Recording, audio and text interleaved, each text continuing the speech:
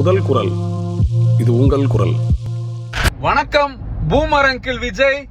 என்னடா boomer uncle அப்படின்னு சொல்றேன்னு பாக்குறீங்களா? அதாவது மதுரை மாதிரி ஒரு கெத்தான மாசான ஒரு ஊர்ல வந்துட்டு நீங்க அந்த பாண்டிச்சேரி 300 ஓட்டு கவுன்சிலர் புசி இப்படி எல்லா பேருமே பூமர் மாதிரி தான் பேசிட்டு இருந்தீங்க. அது யாரு? அந்த லாட்டரி பையன் ஆதவ். அது என்ன சொல்றாப்ல, தம்பியே வா தலைமை ஏற்க வா அப்படின்னு அண்ணா சொன்னாருன்னு. விஜய், அண்ணா சொன்னது தம்பியே வா அப்படின்னு சொன்னாரு, உங்களை மாதிரி தற்குறியே வா அப்படின்னு சொல்லல. அப்புறம் நீங்க பேசும்போது சொல்றீங்களே 1967 அண்ணா உருவாக்குனதையும் 1977 எம்ஜிஆர் செஞ்சதையும் நான் செய்வேன் அப்படின்னு. அந்த இடத்துலதான் நீங்க ஒரு நடிகைங்கிறத கரெக்டா காமிச்சீங்க. அடுத்த வசனம் எழுதி கொடுக்கறத அப்படியே பேசுற ஆளு அப்படின்னு.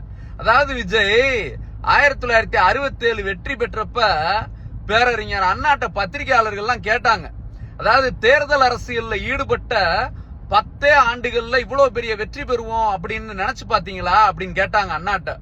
அதுக்கு அண்ணா சொன்னாரு, இது 10 ஆண்டு கால வெற்றி கிடையாது, எங்க பாட்ட நீதி கட்சி தலைவர்கள்லாம் போட்ட அஸ்திவாரத்துல உருவாக்குன வெற்றி அப்படின்னு சொன்னாரு. சரிதா? அதாவது நீதி கட்சி தொடங்கி 1938 இந்தி எதிர்ப்பு, 1957 தேர்தல் அரசியல் அப்படின்னு அவ்வளவு போராட்டங்களுக்கு பிறகுதான் அண்ணா அவ்வளவு பெரிய வெற்றி பெற்றாரு. சரிங்களா? அதே மாதிரி எம்ஜிஆரும் 1957 தேர்தல், 62 தேர்தல், 67 தேர்தல், 71 தேர்தல்னு எல்லா தேர்தலையும் திமுக தொண்டனா, ஒரு திமுகவோட நிர்வாகியா, திமுகவோட போராளியா களத்துல பணி செஞ்சுதான் அந்த வெற்றி அவருக்கு சாத்தியமாச்சு. அதனால யாருமே இங்க சும்மாலாம் இருக்க கிடையாது. அப்புறம் நீங்க சொல்றீங்களே விஜயகாந்த், புரட்சி கலைஞர் விஜயகாந்த் இருக்காருல்ல, அவருமே அவருடைய நடிக்கிற காலகட்டத்துல திமுகவோட தான் இருந்தாரு. அதுக்கப்புறம் 2000 கொடி வெளியிட்டு 2011 தான் அவரால் எதிர்கட்சி தலைவராகவே ஆக முடிஞ்சுச்சு. இதுதான் அரசியல். சினிமா மாதிரி நினைச்சோம்னா வேஷம் கட்ட முடியாது விஜய். இங்க யாரோ எழுதி கொடுக்குறாங்க அப்படின்னா எதையாவது பேசிட்டு இருக்க கூடாது.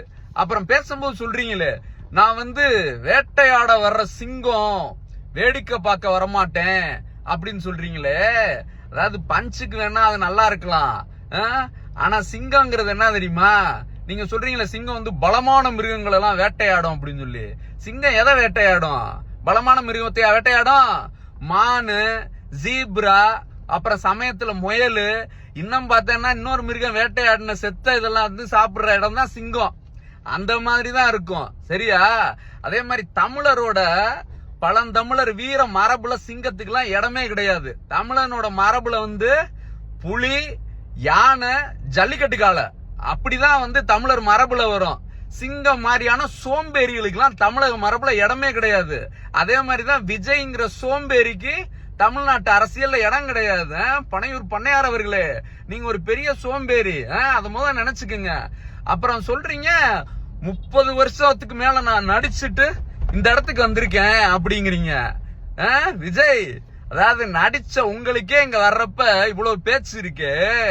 50 வருஷமா போராடி இந்திரா காந்தி மாதிரி வலுவான லீடர்லாம் எதிர்த்து இன்னைக்கு நரேந்திர மோடி கண்ணுல விரல விட்டு ஆட்டி ஒவ்வொரு தேர்தலையும் நரேந்திர மோடியும் அமித்ஷாவும் ஓட விட்டு இன்னைக்கு இந்தியாவே திரும்பி பாக்குது பாருங்க. முத்துவேல் கருணாநிதி ஸ்டாலின் 50 வருஷம் போராடின தலைவன் எங்களுக்கு எப்படி இருக்கும்?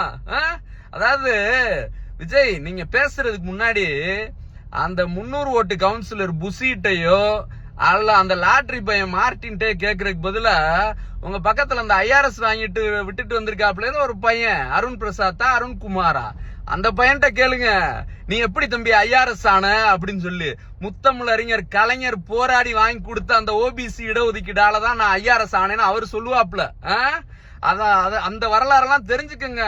இல்லன்னா உங்க அப்பாட்ட கேளுங்க, கலைஞர் எவ்வளவு பெரிய ஆளுன்னு உங்க அப்பாவுக்கு தெரியும். அந்த காலகட்டத்தில் உங்க அப்பாவே கலைஞர்கிட்ட அண்டிதான் பொழைச்சாப்ல.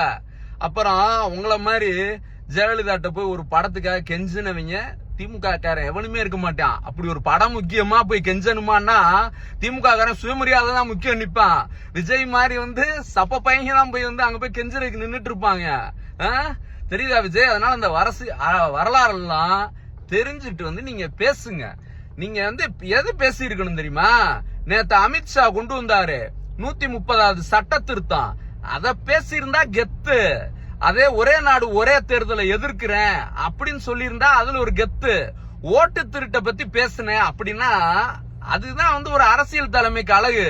அதை விட்டுவிட்டு நீட்டுக்கு விலக்கு கொடுங்க மோடி அப்படின்னு சொல்லி அங்க உட்கார்ந்து வந்து கெஞ்சிட்டு இருக்க கூடாது விஜய். கெஞ்சுறவன மதுரை மண்ணு என்னைக்குமே மதிக்காது. சரியா? நீங்க சொல்றீங்களே எங்களுக்கு பலம் யார் அப்படின்னா தாய்மார்கள்னு.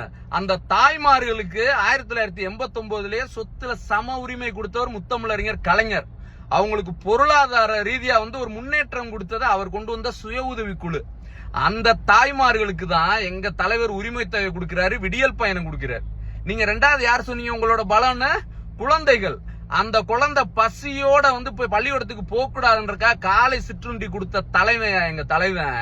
சரியா? இளைஞர்கள் சொல்றீங்களே நான் முதல்வன் புதுமை பெண்ணுன்னு நண்பா நண்பீஸ் அப்படி எல்லாத்துக்கும் வாயளவுல வந்து இப்படி பேசிட்டு பிளாக்ல டிக்கெட் கொடுத்து ரசிகரை ஏமாத்துற மாதிரியான சில்றத்தனம் பண்றவங்க நாங்க கிடையாது. சரியா விஜய்? அதே மாதிரி மதுரையில 10 தொகுதி பேர் சொன்னீங்கல்ல, உங்ககிட்ட சவாலாவே விடுறேன். அதாவது நீங்க உங்க கட்சிக்காரனை நிறுத்துறத விடுங்க, உங்களுக்கு தைரியம் துணிச்சல் இருந்துச்சுன்னா மதுரையில போட்டிடுங்க. மதுரை மக்கள் உங்களை எப்படி மண்ணக்கவ வைக்கிறாங்கன்றத மட்டும் பாருங்க. முதல் குரல். இது உங்கள் குரல்.